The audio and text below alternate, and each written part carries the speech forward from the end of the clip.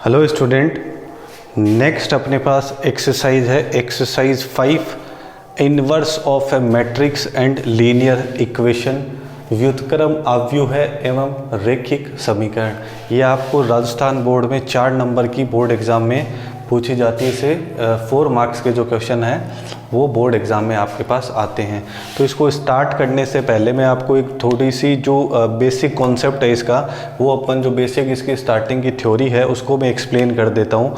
जो अपन ने एक्सरसाइज 4 करी थी उसमें 4.1 में मैंने आपको माइनर्स एंड को फैक्टर्स कैसे फाइंड आउट करते हैं उसके बारे में बताया था। ठीक है, अगर आपने वो वीडियो अभी तक नहीं देखी है तो पहले उसको जाके देखो, तभी आपको यहाँ पे अपन मैट्रिक्स का इन्वर्स कैसे फाइंड आउट करेंगे वो समझ में आएगा। माइनर्स वहाँ पे अपने पास क्या थे, उपसारणिक एंड को फैक्टर अपने पास क्या थे वहाँ पे, सहखंड। ठीक है ना। माइनर मतलब क्या हो गया हिंदी में उपसारणिक, एंड को फैक्टर मतलब क्या हो गया, सहखंड। तो उनको कैसे अपन ज्ञात करते हैं, कैसे फाइंड आउट करते हैं, इसके बारे में 4.1 में मैं बता चुका हूँ। तो अभी अपन आगे फाइंड आउट करेंगे माइनर, को फैक्टर एंड एडजॉइंट। ठीक है ना। उपसारणिक, सहखंड और सहखंडक, उससे अपन क्या करेंगे, अपन अपना जो मैट्रिक्स है उसका इन्वर्स फाइंड आउट करेंगे। ठीक है। मैट्रिक्स का इन्वर्स फाइंड आउट करने के लिए अपने पास एक जो अभी मैं मेथड एक्सरसाइज 5.1 में आपको बताऊंगा। ठीक है, जो मैंने अभी आपको बोला कि माइनर, को फैक्टर और एडजॉइंट फाइंड आउट करके उपसारणिक, सहखंड और सहखंडक से अपन ए इन्वर्स फाइंड आउट करेंगे। ठीक है। एक मेथड अपने पास और होता है बाय यूजिंग एलिमेंट्री ऑपरेशन, है ना, प्रारंभिक रूपांतरण विधि से अपने पास ए इन्वर्स फाइंड आउट करना। तो वो अभी आपके सिलेबस में नहीं है, तो यही है। तो बहुत अच्छी बात है क्योंकि वो मेथड बहुत लेंथी होता है। ठीक है। तो इसमें स्टार्ट करने से पहले, इन्वर्स के बारे में बात करने से पहले आपको पता होना चाहिए कि जो नॉन सिंगुलर मैट्रिक्स है और जो सिंगुलर मैट्रिक्स है एक्चुअल में वो क्या होती है। ठीक है। व्युत्क्रमणीय अव्यय और अव्युत्क्रमणीय अव्यय आपके पास क्या होती है। ठीक है। नॉन सिंगुलर जो मैट्रिक्स है उसको मैं बोल सकता हूँ यहाँ पे इन्वर्टिबल मैट्रिक्स भी बोल सकता हूँ। इन्वर्टिबल, है ना। इन्वर्टिबल मतलब जिसका इन्वर्स एग्जिस्ट करता हो, है ना। सिंगुलर मैट्रिक्स मतलब अव्युत्क्रमणीय, मतलब नॉन इन्वर्टिबल, है ना। दोनों का मीनिंग थोड़ा सा उल्टा है। ये क्या होगी, नॉन इन्वर्टिबल। तो इसमें कंफ्यूज नहीं होना, जो सिंगुलर मैट्रिक्स है वो एक नॉन इन्वर्टिबल होगी। ठीक है। और जो नॉन सिंगुलर मैट्रिक्स है वो इन्वर्टिबल होगी। हिंदी में अपन बोलेंगे इसको व्युत्क्रमणीय अव्यय, और सिंगुलर मैट्रिक्स को जो नॉन इन्वर्टिबल है उसको क्या बोलेंगे, अव्युत्क्रमणीय अव्यय, है ना। तो इन्वर्टिबल और नॉन इन्वर्टिबल से आपको क्लियर हो रहा है कि जो इन्वर्टिबल है ना, जैसे अपन ने फंक्शन के लिए भी बात की थी, तो ये इन्वर्टिबल होने का मतलब क्या है, इस टाइप की जो मैट्रिक्स होगी, मतलब जो नॉन सिंगुलर मैट्रिक्स होगी उनका अपन इन्वर्स फाइंड आउट कर सकते हैं, उनका इन्वर्स एग्जिस्ट करेगा। बट जो सिंगुलर मैट्रिक्स है उनको अपन क्या बोल रहे हैं, नॉन इन्वर्टिबल, अव्युत्क्रमणीय, मतलब उनका जो व्युत्क्रम है, उनका जो इन्वर्स है वो एग्जिस्ट नहीं करेगा। तो चलो बात करते हैं नॉन सिंगुलर मैट्रिक्स क्या होती है। ठीक है।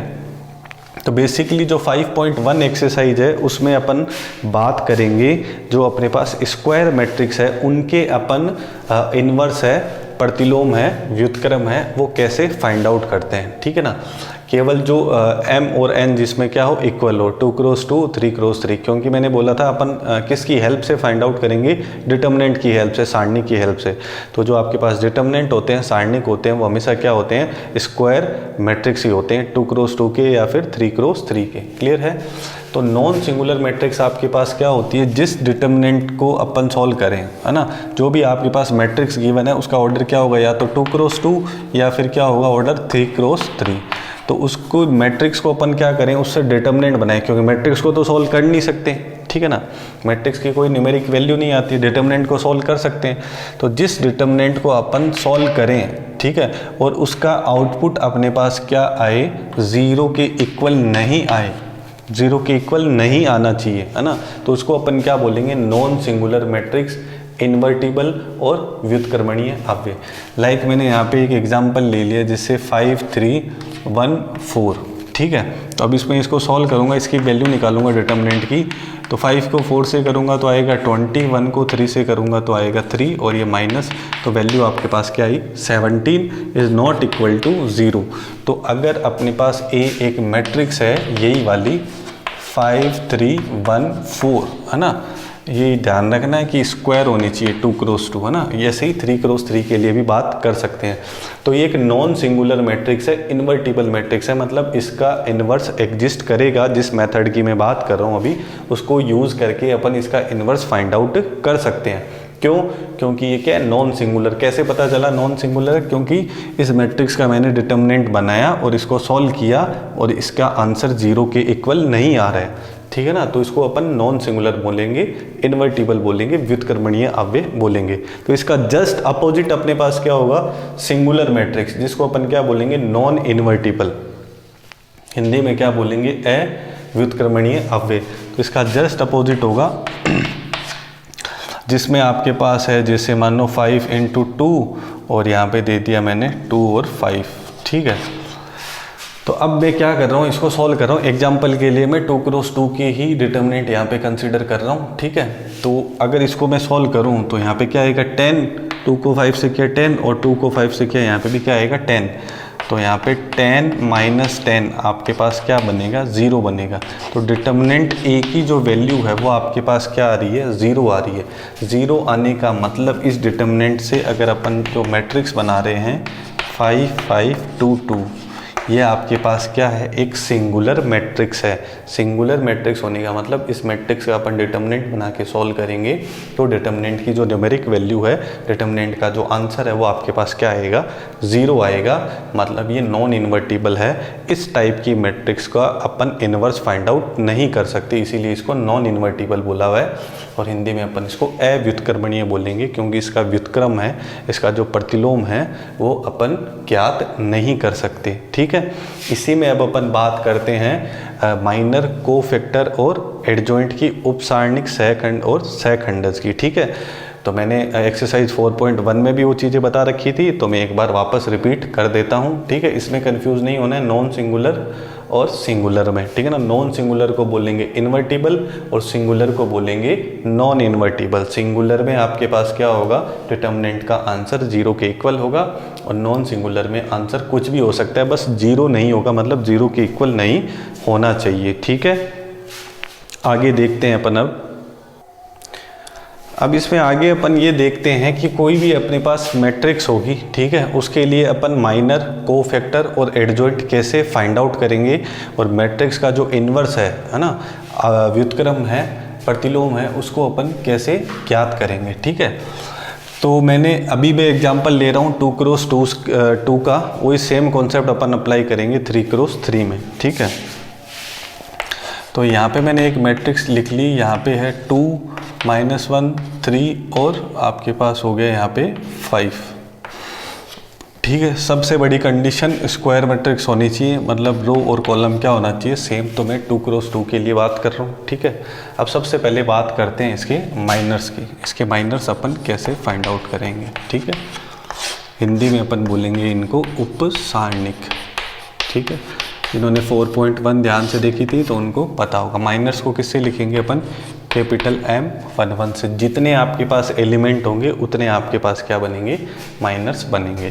M11, M12, M21 और M22।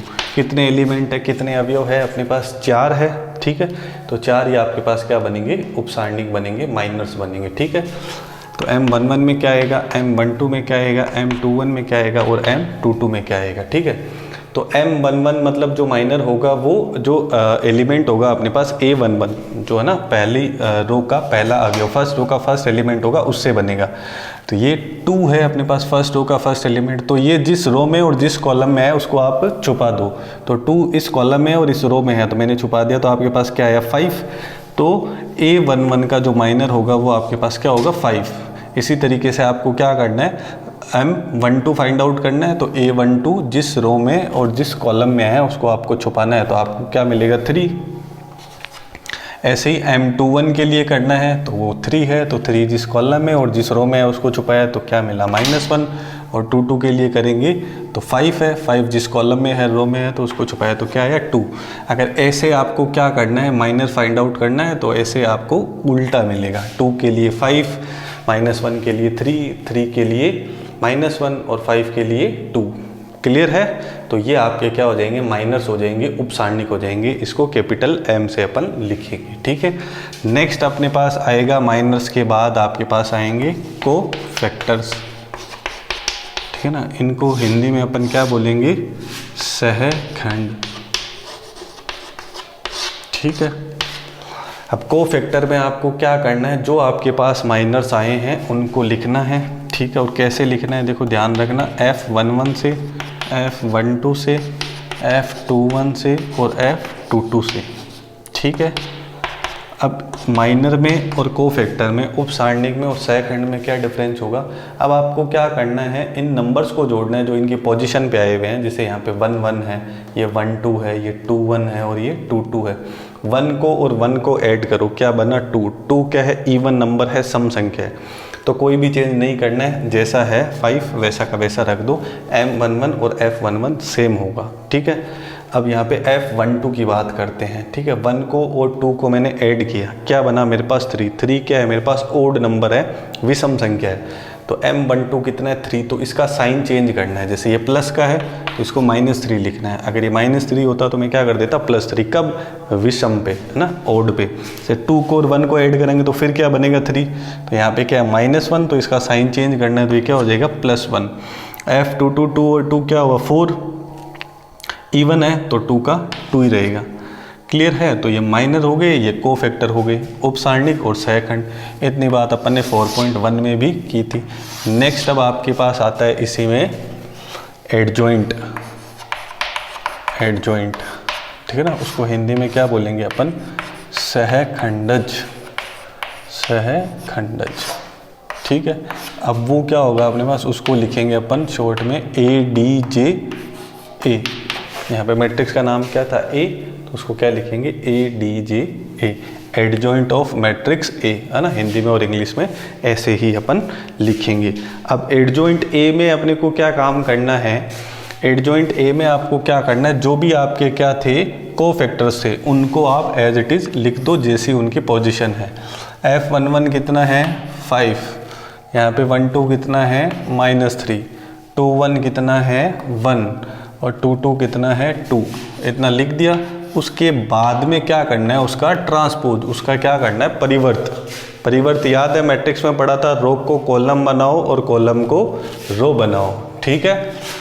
तो फिर आपके पास क्या आएगा, एडजॉइंट A आएगा। बहुत सारे स्टूडेंट गलती करते हैं, इसी को बस कोफैक्टर को ही, सहखंड को ही इस मैट्रिक्स में लगा के छोड़ देते हैं। वो ट्रांसपोज करना, परिवर्त करना भूल जाते हैं, तो उनका जो एडजॉइंट है, सहखंडज है, वो गलत हो जाता है। तो अभी ट्रांसपोज का मतलब ये आपका क्या है, C1 है, फर्स्ट कॉलम है, पहला स्तंभ है, इसको मैं बना देता हूँ R1। ये मेरे पास C2 है, इसको मैं बना देता हूँ R2। दूसरे स्तंभ को दूसरी पंक्ति बना दी। ये आपके पास क्या आ गया, एडजॉइंट A। जो सेम कॉन्सेप्ट मैंने 2x2 में यूज़ करा है, वही सेम कॉन्सेप्ट 3x3 में यूज़ करना है। अब मेन बात अपने पास ये है कि अपन अब इन्वर्स कैसे फाइंड आउट करेंगे मैट्रिक्स का, ठीक है। तो मैट्रिक्स का इन्वर्स फाइंड आउट करने के लिए अभी मैंने आपको जस्ट बताया था, पहले आपको ये चेक करना पड़ेगा कि जो आपको दे रखी है मैट्रिक्स वो सिंगुलर है कि नॉन सिंगुलर है, मतलब इन्वर्टिबल है या नॉन इन्वर्टिबल है। वो किस पे डिपेंड करेगा। अगर इस मैट्रिक्स से अपन क्या बनाएं, डिटर्मिनेंट, देखो इसको डिटर्मिनेंट बनाओ तो क्या आएगा 2 -1 3 और 5। इसको अपन करते हैं सोल्व। तो 5 को 2 से किया तो 10, 3 को -1 से किया तो -3, एक माइनस और आएगा जब क्रॉस मल्टीप्लाई करते हैं, तो -3 क्या बनेगा +3। 10 + 3 कितना आएगा 13, नॉट इक्वल टू 0। जो 13 है वो 0 के इक्वल नहीं है, मतलब A इन्वर्स यहाँ पे एग्जिस्ट करेगा। मतलब ये आपके पास क्या है, सिंगुलर है, मतलब इन्वर्टिबल है। समझ में आ रही है बात। सिंगुलर होने का मतलब आपके पास क्या हो गया, ये इन्वर्टिबल है। तो इस तरीके से आपको क्या करना है, अब इसमें आपको आगे क्या करना है कि सबसे पहले डिटर्मिनेंट की वैल्यू फाइंड आउट करनी है। अब यहाँ पे आप देख रहे हो 13 है, वो 0 के इक्वल नहीं है। अगर ये आपके पास डिटर्मिनेंट बना के अपन ने सॉल्व करा, आंसर आपके पास क्या आ जाता, 0 आ जाता। 0 आने का मतलब क्या है कि ये नॉन इन्वर्टिबल है, ठीक। ठीक है ना। नॉन इन्वर्टिबल होने का मतलब ये आपके पास क्या होता, सिंगुलर होता, बट यहाँ पे आपके पास है 13 है, वो 0 के इक्वल नहीं आ रहा है, मतलब ये क्या है, मैट्रिक्स इन्वर्टिबल है। इन्वर्टिबल है मतलब ये क्या है, नॉन सिंगुलर है। मैंने बोला था कंफ्यूज मत होना, ठीक है ना। नॉन सिंगुलर मतलब इन्वर्टिबल, सिंगुलर मतलब नॉन इन्वर्टिबल। समझ में आ रही है बात, ठीक है ना। यहाँ पे जो सारणिक है उसका मान कितना आ रहा है आपके पास, 13 आ रहा है, मतलब ये क्या है, व्युत्क्रमणीय अव्यय है, ठीक है, मतलब इसका व्युत्क्रम है वो एग्जिस्ट करेगा। अच्छा, अब आपके दिमाग में ये आ रहा होगा कि ऐसा क्या होता है कि अगर डिटर्मिनेंट आपके पास सारणिक है उसका मान 0 आ जाता है तो वो नॉन इन्वर्टिबल है, वो क्यों हो जाता है, सिंगुलर क्यों हो जाती है। देखो ए इनवर्स का आपके पास फॉर्मूला क्या होता है, adjoint a upon value of determinant ए।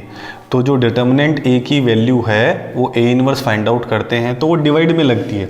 अगर इसकी वैल्यू अपने पास 0 हो जाएगी तो ए इनवर्स का अस्तित्व ही नहीं होगा, वो एग्जिस्ट ही नहीं करेगा, क्योंकि अपॉन में 0 आने का मतलब क्या होता है, वो अनडिफाइन हो जाएगा अपने पास। समझ में आ रही है बात। तो हमेशा ध्यान रखना है जब भी अपन इन्वर्स की बात करेंगे, अगर आपको माइनर को फैक्टर पूछे हैं तो बात अलग है, अगर आपको इन्वर्स पूछ रहा है तो आपको सबसे पहले उस मैट्रिक्स का डिटर्मिनेंट बना के उसकी वैल्यू फाइंड आउट करनी है, वो 0 के इक्वल नहीं होनी चाहिए। अगर वो 0 आ रहा है मतलब वो नॉन इन्वर्टिबल है, मतलब वहाँ पे इन्वर्स नहीं फाइंड आउट कर सकते, व्युत्क्रम है, प्रतिलोम है, वो मैट्रिक्स का नहीं ज्ञात कर सकते, ठीक है। तो ए इनवर्स के लिए एडजॉइंट ए अपॉन डिटर्मिनेंट ए करना है, तो 1 upon determinant A into adjoint A, ठीक है। तो 1 अपॉन डिटर्मिनेंट ए की वैल्यू कितने हैं, ये अपने पास 13, और यहाँ पे एडजॉइंट ए आपके पास कितना है 5 1 -3 और 2, ठीक है। अब आपको ये समझ में आना चाहिए कि ये आपका इन्वर्स है और ये वो मैट्रिक्स ए है, ठीक है।